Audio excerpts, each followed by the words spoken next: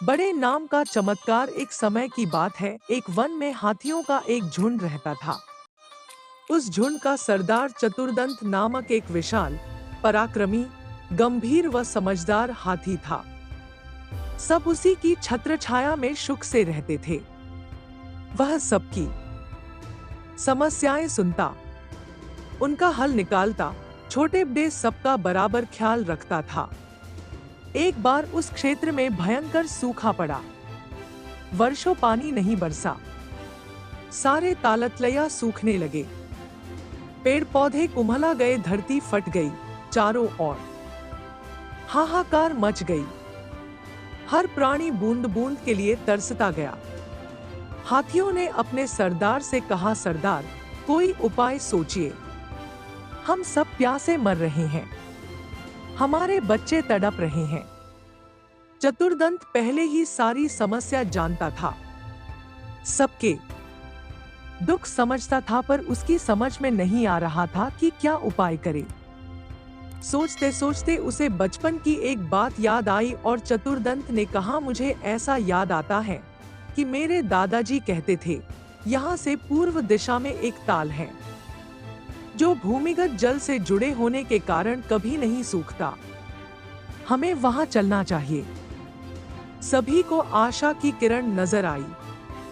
हाथियों का झुंड चतुर्दंत द्वारा बताई गई दिशा की ओर चल पड़ा। बिना पानी के दिन की गर्मी में सफर करना कठिन था। आता हाथी रात को सफर करते।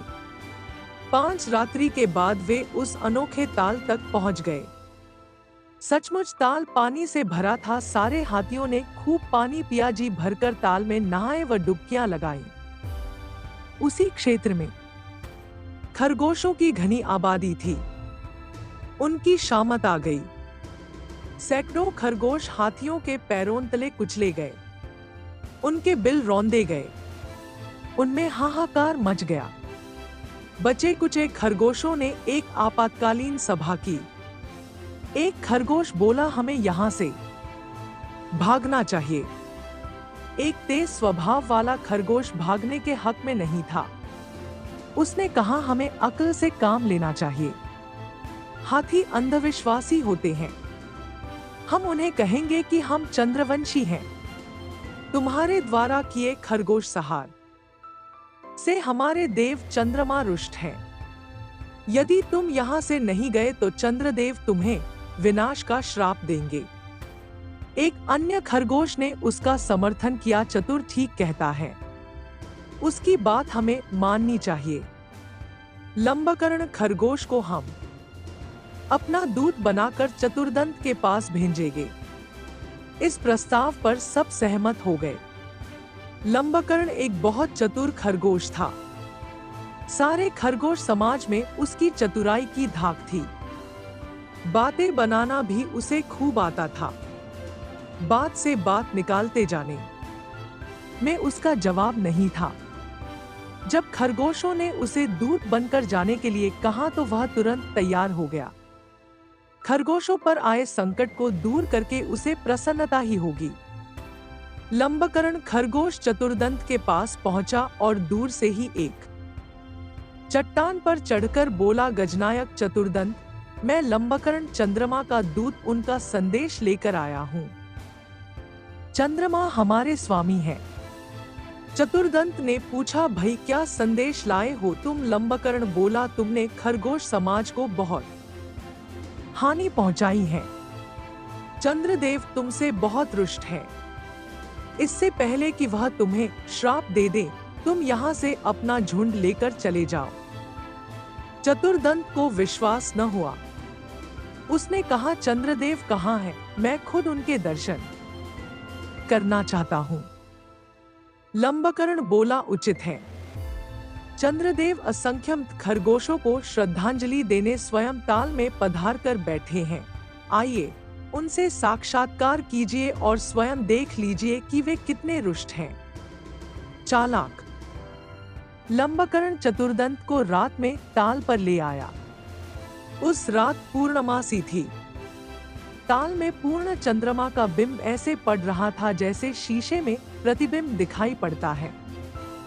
चतुर्दंत घबरा गया। चालाक खरगोश हाथी की घबराहट टाल गया और विश्वास के साथ बोला, गजनायक, जरा नजदीक से चंद्रदेव का साक्षात्कार करें तो आपको पता लगेगा कि आपके झुंड के इधर आने से हम खरगोशों पर क्या बीती है। अपने भक्तों का दुख देखकर हमारे चंद्रदेव जी के दिल पर क्या गुजर रही है। लंबकर्ण की बातों का गजराज पर जादू सा असर हुआ। चतुर्दंत डरते डरते पानी के निकट गया और सूंड चंद्रमा के प्रतिबिंब के निकट ले जाकर जांच करने लगा। सूंड पानी के निकट पहुंचने पर सूंड से निकली हवा से पानी में हलचल हुई और चंद्रमा ला प्रतिबिंब कई भागों में बंट गया और विकृत हो गया। यह देखते ही चतुर्दंत के होश उड़ गए। वह हड़बड़ाकर कई कदम पीछे हट गया। लंबकर्ण तो इसी बात की ताक में था। वह चीखा, देखा आपको देखते ही चंद्रदेव कितने रुष्ट हो गए। वह क्रोध से कांप रहे हैं और गुस्से से फट रहे हैं। आप अपनी खैर चाहते हैं तो अपने झुंड के समेत यहाँ से शीघ्रातिशीघ्र प्रस्थान करें, वरना चंद्रदेव पता नहीं क्या श्राप दे दें। चतुर्दंत तुरंत अपने झुंड के पास लौट गया और सबको सलाह दी कि उनका यहाँ से तुरंत प्रस्थान करना ही उचित होगा। अपने सरदार के आदेश को मानकर हाथियों का झुंड लौट गया। खरगोशों में खुशी की लहर दौड़ गई। हाथियों के जाने के कुछ ही दिन पश्चात आकाश में बादल आए, वर्षा हुई और सारा जल संकट समाप्त हो गया। हाथियों को फिर कभी उस ओर आने की जरूरत ही नहीं पड़ी। कहानी से सीख, चतुराई से शारीरिक रूप से बलशाली शत्रु को भी मात दी जा सकती है।